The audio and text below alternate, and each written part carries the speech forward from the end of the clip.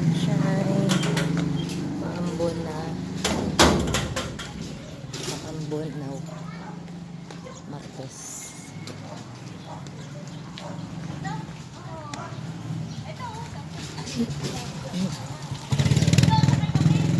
Maambon na maambon. Going na naman work.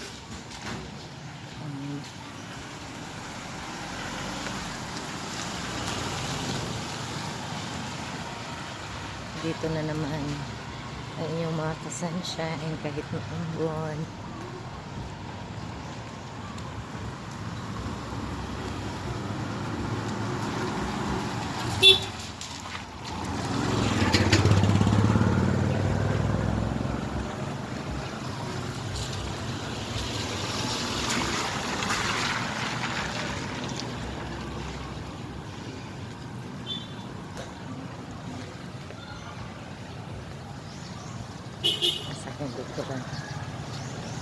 Good morning. Grabe man jud maano ni oh. Hello mga ka-sunshine. Continue na lang po dito sa sa school. Hi everyone. Eto na naman tayo, sayaw-sayaw sa umaga ng Martes. Ito ilalagay. Maambon po sa labas. Lalakad ko nila.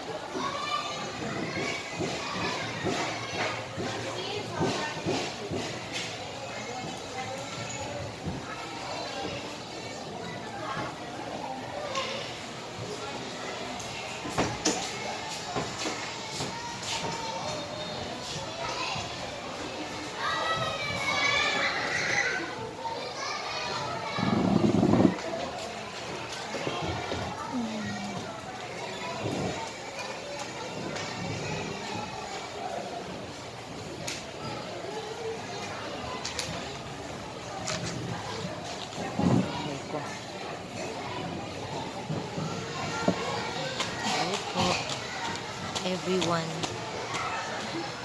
Ayan kayo nakaano.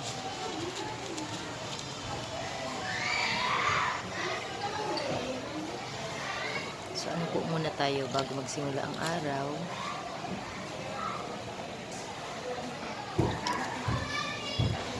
Ito muna. For today's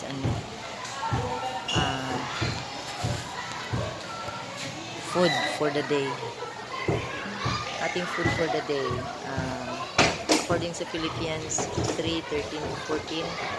No, dear brothers and sisters, I am still not all I should be, but I am focusing all my energies on this one thing, that is according to Paul, forgetting the past and looking forward to what lies ahead.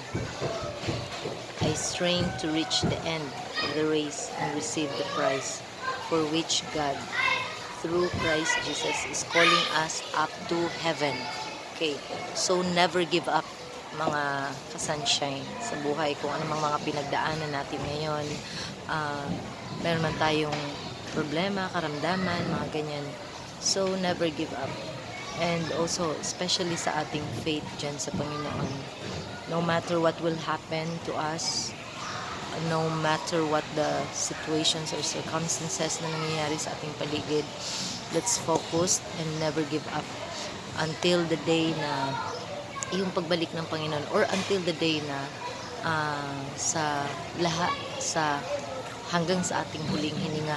Kasi wala tayo, dito tayo sa mundo, ang gagawin na lang natin is wala din tayong choice kung iiwan natin. Yan ang sinabi nga na parang naano ko isang pagkakaintindi ko na kung tayo ay tawag nito, lalayo sa Panginoon, ang mangyayari sa buhay natin is lalong gugulo, di ba?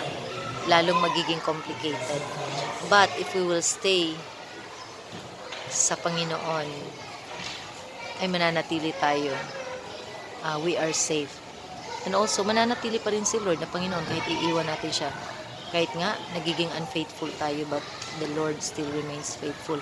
Ayun lang, may mga bagay talaga na hindi natin maintindihan for today, but later on, the Lord will reveal it to us. Not siguro, not 1 year, not 2 years, but after 5 years, minsan, isang dekada, ganun, saka pa i-reveal ng Panginoon kung ano pala, bakit pala inalaw niya na dadaan tayo sa isang masalimuot na buhay. It's because He really wants to reveal His power sa buhay natin through our circumstances, through our experience, no? So, yun lang po mga ka-sunshine. Thank you for watching my videos till the end. Salamat po sa Panginoon. God bless everyone.